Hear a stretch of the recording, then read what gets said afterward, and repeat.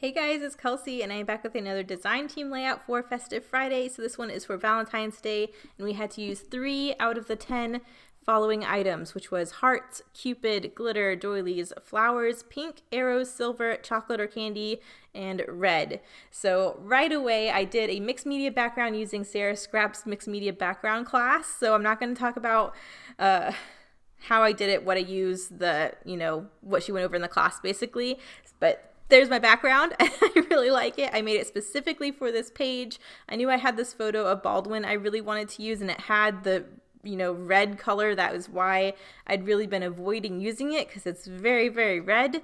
But I was like, you know what? This is a Valentine's themed layout. It's not about Valentine's, but a lot of these elements were relevant. So I decided it'd be a great way to use this photo.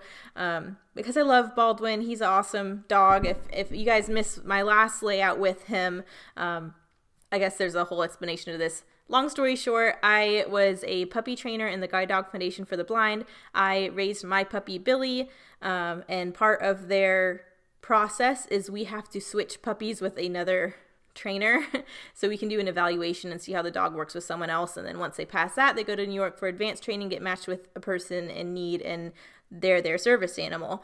Billy failed, of course, because I have him now and he's my actual dog. He got fired. He made it to New York. He passed my level. He just didn't get, he was there for about 8 months and they're like, yeah, it's just not working out. Anyways, Baldwin was the dog that me and my friend switched. So she got Billy, I got Baldwin. He's an awesome dog. I love him. I've known him since he was a puppy too. He and Billy actually came on the same transport down to the University of Georgia, which is where we were. But yeah, I wanted to scrapbook this, and I figured I loved him. It could be a heart, very lovey-dovey Valentine's looking page, even though it's not a Valentine's Day page. So I have my mixed media hearts that I did in red. Right away, those are 2 elements. I got hearts, I got red. I need 1 more element from the list. I pulled out this Lost St. Valentine collection from Michael's. It's a Recollections brand, and I really, really liked how it had aqua in it. It wasn't just a pink and red or a red and gold or whatever, usual Valentine's Day color layouts.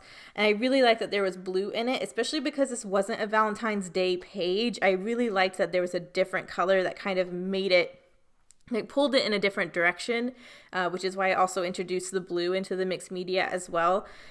So yeah, that's pretty much what I'm starting with. This is on a tennis court, obviously. So you have the green and the red of the court. And I thought the green in the picture is very similar to this teal. So I thought I could make it work. But I trimmed down the photo. It was a 4x6, but I did not leave myself very much room for this photo. I wasn't quite sure where the photo was going to go, but I wasn't really thinking. I made this background in a way that I felt like would look nice. And then I realized that Baldwin is looking to the right, so he needs to be on the left of the page, so he's not looking off of the page, which only left myself this tiny little corner of these hearts to put it. So I end up really liking how it looks, but it was very large to begin with, so I did trim it down a good bit, so I had room for layering other things behind it before I stuck it down. And if you've seen my other mixed media backgrounds I've done with her class, I bought some really nice paper to use for this class, but it came in a book of 11 by 14, and of course I scrapbooked 12 by 12, so you do just see me trying to jimmy rig this 12 by 12 page. I trimmed the 11 by 14 down to 11 by 12, and then I took a scrap of what I cut off and pieced it to the left side of the page to make it 12 inches. And then of course you can see that awkward gap there where of course the scrap was only 11 inches, so there's a 1-inch gap. So I'm just thinking to myself, as I build this page, I need to figure out a way to cover this very obvious seam that goes down the left side of the page and then I need to make sure I have a banner or something running off the page to cover that very strange obvious gap where that pattern paper didn't cover everything. So I'm keeping that in the back of my mind, but for right now I know I need to do a couple layers around my photo before I really start branching out. So I pulled in a few scraps of some papers I had in my scrap bin, and then I started pulling in papers from this paper pad. So I'm just doing a couple layers. The first one's this really nice brown vellum that I had a scrap of. And then the next one is covered in hearts. And I really liked the second pattern paper I matted the photo in because it had the red, the pink, and the blue. So that's kind of why I went there. So there we go. Right away trying to get a banner down so I have something that covers up that piece. I really like this marbly looking pattern paper, but it was very short, so I did make a banner out of it, but I needed something else that was longer that could cover up the gap on the side of the page. So that's where I started. Firstly, though, I really wanted to cover up this very obvious seam, so I do have some ribbon. Grab it. Jennifer sent me a whole little container of ribbon, which is really nice, so I have some to play with, but I had a red in there that went really, really well with this collection, so I just glued the ribbon down over the seam, so that way that's covered. And it's nice because it ends up like anchoring the photo down there. And I really like how this is a left dominant page. I really try and leave the right side open because there is this mixed media going on. There are going to be a couple like little layers and stuff around the photo. I really wanted the right side of the page to kind of stay clear so that you had breathing room because there's a lot going on this other side of the page.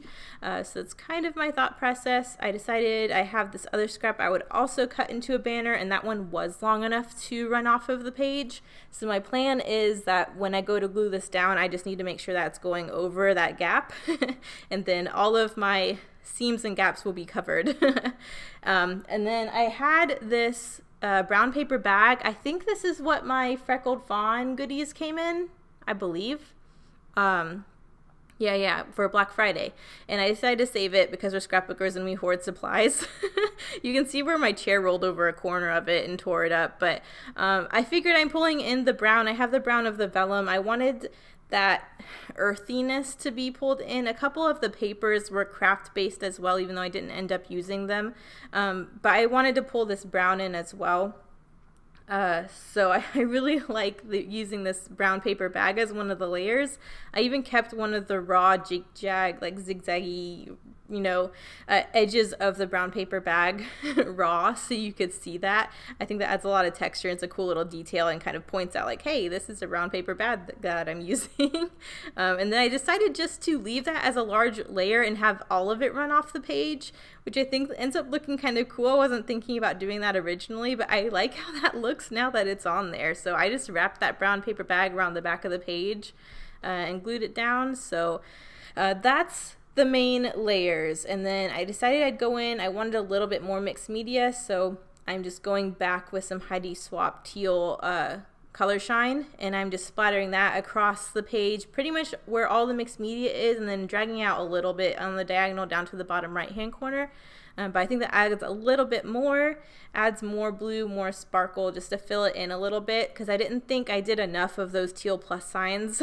So I think that helps supplement it a little bit. But now I just want to add a little bit more. I thought about doing a doily. Doilies were one of the items on the Valentine's Day list for Festive Friday, so I was like, well, yeah, that's right up my alley. I'll get a doily on there for sure. But when I did it, it kind of the intricacy of the doily was getting lost with the mixed media that was showing behind it. You can kind of see there, like you can tell it's a doily and stuff, but it was looking really, really busy. And I figured with the mixed media, I should just keep it simple. So I ended up not doing a doily. I already have pink incorporated with some other pattern papers, and pink was one of the items. So I have 3 things covered. I'm good for my Festive Friday recipe. So I decided to try and keep it simple with the mixed media. I did have a few more scraps of this really nice marbly looking paper. And that's like one of my favorite papers in that paper pad. It's so cute. So I did add a little bit of that top and bottom.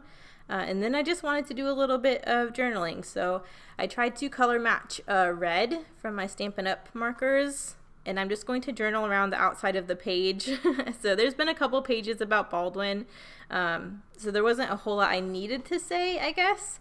But I did go ahead and just journal all the way around the empty space, just so there was something over there, but that it wasn't filling in all of the white space. So the journaling reads, Baldwin has been the best boy during the switch. We went to the movies, shopping, and to cheer on Mom playing tennis. Billy always loves watching tennis, so I was hoping Baldwin would too. And then it says, Becca even wanted to keep him for herself, and then a bunch of hearts. My sister Becca loved Baldwin. She really wanted to keep him. I don't know what that says for Billy, but she loved Baldwin. I was ready to get Billy back, though. I missed him so much, but Baldwin was such an easy dog to have with me. He was so well behaved. So that's pretty much the page. I decided to go in and add a little bit of gold. So I'm doing Baldwin just in these small gold thickers. And I really like these stickers because they have a minty aqua foam that you can see pinking from the side of the gold. So that helps pull that color out a little bit more. And there are also a few plus signs on there. So I use that as embellishment. So that also mimics the plus sign in the mixed media, so I really like that. But I added a few aqua enamel hearts, and there's my page. So if you guys want to play along, I will link everything in the description. You can always use our hashtag. Everything will be linked below. Thank you guys so much for watching. Bye.